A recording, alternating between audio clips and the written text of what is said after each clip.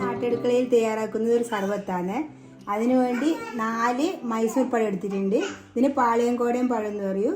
ഇതെങ്ങനെയാണ് തയ്യാറാക്കുന്നത് നോക്കാം. ഇത് നന്നായി ഉടച്ചെടുക്കാം. ഇപ്പം നല്ല ചൂടുള്ള സമയത്ത് കുടിക്കാൻ പറ്റിയൊരു സർബത്താണിത്. ഇതേപോലെ നന്നായി ഒന്ന് ഉടച്ചെടുക്കാം.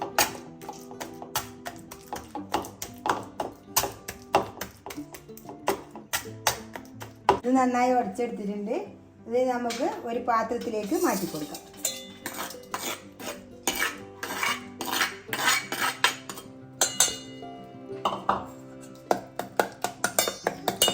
ഇനി ഇതിലേക്ക് ചേർക്കുന്നത് കസ്കസാണ്. ഇത് ഞാൻ കുതിർത്ത് വെച്ചിട്ടുണ്ട്. ഇത് കുറച്ച് നമ്മൾ കഴുകിയിട്ട് കുതിർത്ത് വെക്കണം. ഇത് കുറച്ച് നമുക്ക് ഇതിലേക്ക് ഇട്ട് കൊടുക്കണം.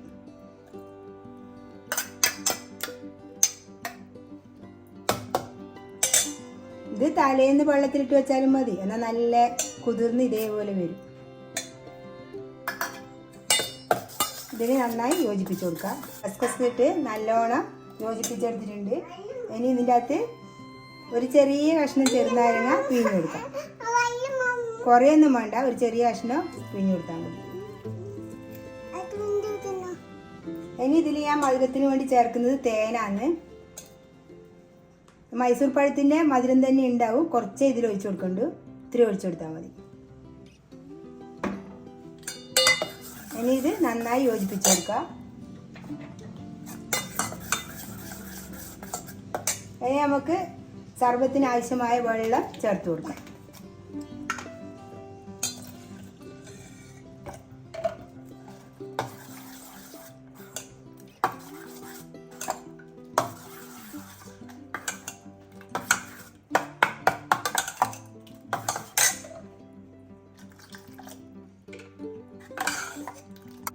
ഇത് നമുക്ക് എത്ര ആവശ്യത്തിന് വെള്ളം വേണോ അത്ര നമുക്ക് എടുത്തു കൊടുക്കാം.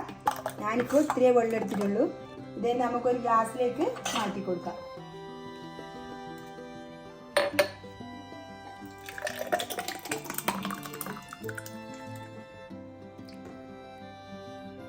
ഇത് നല്ലൊരു സർബത്താണ്. ഇതെല്ലാവരും ഇതേപോലെ ഒന്ന് ഉണ്ടാക്കി നോക്കുക. എൻ്റെ വീഡിയോ ഇഷ്ടപ്പെട്ടെങ്കിൽ ലൈക്ക് ചെയ്യുക, ഷെയർ ചെയ്യുക, സബ്സ്ക്രൈബ് ചെയ്യുക.